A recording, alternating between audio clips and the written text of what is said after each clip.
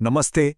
आज हम एक ऐसे नौजवान की कहानी में उतरने वाले हैं जिनका नाम सुनते ही खून में उबाल आ जाता है। एक ऐसा चेहरा जो क्रांति का, बगावत का सुपरस्टार बन गया।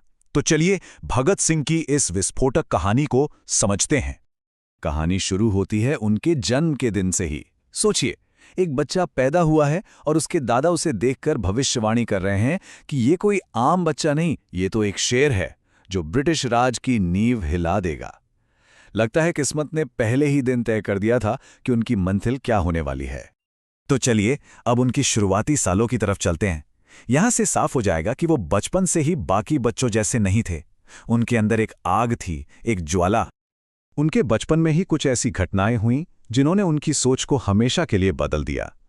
जब वो सिर्फ 12 साल के थे, तब हुआ जलियांवाला बाग का वो भयानक नरसंहार। इसका उन पर इतना गहरा असर हुआ कि अगले ही साल 13 साल की उम्र में वो असहयोग आंदोलन का हिस्सा बन गए। जब जलियांवाला बाग की खबर उन तक पहुंची, तो जानते हैं, एक बच्चे के तौर पर उनका क्या कहना था? यही कि मैं खेलने नहीं जाऊंगा जब मेरे अपने लोग मारे जा रहे हैं। ये शब्द एक बच्चे के मुंह से उनके अंदर के गुस्से और हमदर्दी को दिखाते हैं। यहीं से उस ज्वाला की शुरुआत हुई थी। और फिर 13 साल की उम्र में उन्होंने अपना पहला बड़ा बागी कदम उठाया। उन्होंने अपनी स्कूल की सारी ब्रिटिश किताबें जला दी। क्यों? क्योंकि उनका मानना था कि ये किताबें आज़ादी नहीं, गुलामी का पाठ पढ़ाती हैं। ये एक बच्चे का गुस्सा नहीं, एक युवा क्रांतिकारी का जन्म था। जैसे जैसे वो बड़े हुए, उनका क्रांतिकारी अंदाज और निखर कर सामने आया। और ये सिर्फ एक्शन का नहीं, बल्कि गहरे विचारों का भी अंदाज था। देखिए, भगत सिंह का मानना था कि क्रांति के दो पहलू होते हैं। एक तरफ थी बंदूक, सशस्त्र संघर्ष, जिसके लिए उन्होंने सुखदेव और राजगुरु जैसे साथियों के साथ मिलकर हिंदुस्तान सोशलिस्ट रिपब्लिकन आर्मी बनाई। तो वहीं दूसरी तरफ था दिमाग। वो लेनिन, मार्क्स और बाकुनिन जैसे बड़े बड़े विचारकों को पढ़ते थे। उनके लिए क्रांति का मतलब सिर्फ बम पिस्टल नहीं, बल्कि एक मजबूत सोच भी थी। और यही उनकी सोच का निचोड़ था। ये जो बात उन्होंने कही, ये दिखाती है कि वो कितने दूर की सोचते थे। असली बदलाव हथियारों से नहीं, विचारों से आता है। क्रांति पहले दिमाग में होती है, फिर जमीन पर।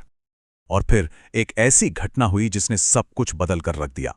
1928 में पुलिस की लाठियों से नेता लाला लाजपत राय की मौत हो गई। इस एक घटना ने भगत सिंह और उनके साथियों के दिलों में बदले और सीधी कार्रवाई की आग को भड़का दिया। अब हम पहुंचते हैं उनकी जिंदगी की उस सबसे मशहूर और सबसे साहसी घटना पर। एक ऐसा धमाका जिसका मकसद बहरे हो चुके अंग्रेजी हुक्मरानों के कान खोलना था। तो सवाल ये था कि लाला जी की मौत का बदला कैसे लिया जाए। ऐसा क्या किया जाए कि संदेश सिर्फ भारत में नहीं, बल्कि पूरे ब्रिटिश साम्राज्य तक पहुंचे। इसका जवाब एक ऐसी योजना थी जो इतिहास बदलने वाली थी। उनकी योजना कमाल की थी। पहला कदम, दिल्ली की सेंट्रल असेंबली में घुसना। दूसरा, ऐसे बम फेंकना जिनसे किसी को चोट ना पहुंचे, सिर्फ धुआं और आवाज हो। तीसरा, अपने क्रांतिकारी पर्चे हवा में उड़ाना। और चौथा और सबसे जरूरी, भागना नहीं, बल्कि खुद को गिरफ्तार करवाना, ताकि अदालत को ही अपना मंच बनाया जा सके।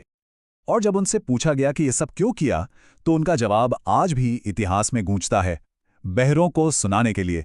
ये सिर्फ एक नारा नहीं था, ये एक ऐलान था कि अब भारत की आवाज को नजरअंदाज नहीं किया जा सकता। लेकिन कहानी यहां खत्म नहीं हुई। गिरफ्तारी के बाद लड़ाई का मैदान बदल गया। अब जंग जेल की सलाखों के पीछे लड़ी जानी थी। जेल के अंदर भी उनका क्रांतिकारी जज्बा जिंदा था। जब उन्होंने देखा कि राजनीतिक कैदियों के साथ कितना बुरा बर्ताव होता है, तो उन्होंने एक नया हथियार चुना, अपना शरीर।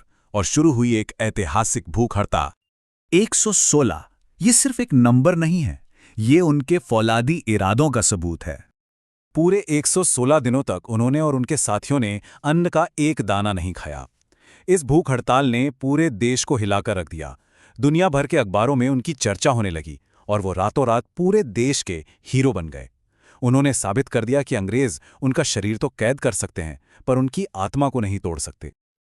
और अब हम कहानी के उस हिस्से में पहुंचते हैं जहां उनकी जिंदगी का सफर खत्म हुआ, लेकिन उनकी विरासत अमर हो गई। 23 मार्च 1931, लाहौर सेंट्रल जेल। सिर्फ 23 साल की उम्र में भगत सिंह, सुखदेव और राजगुरु को फांसी दे दी गई। लेकिन ये अंत नहीं था, ये एक ऐसी चिंगारी थी जिसने आज़ादी की आग को और भड़का दिया।